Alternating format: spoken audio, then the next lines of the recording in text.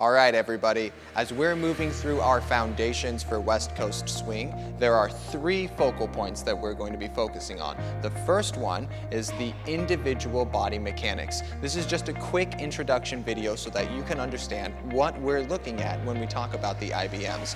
Individual body mechanics are the things that you're in control of, not your partner. Those are the timing, the grounding, and the framing of your individual body. Timing is when you do something. Grounding is your maintenance of balance, how you actively pursue being balanced with the weight as you take steps from foot to foot, and the framing is how we hold our skeletal and muscular systems.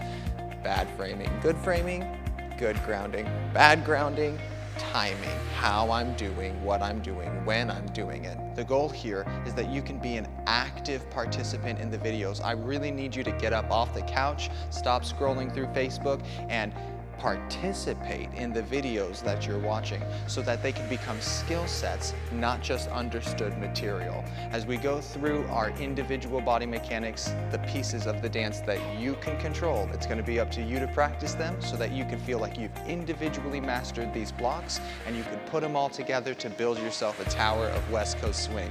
I'm excited for you to be along with us on the journey and looking forward to seeing what your practice can produce.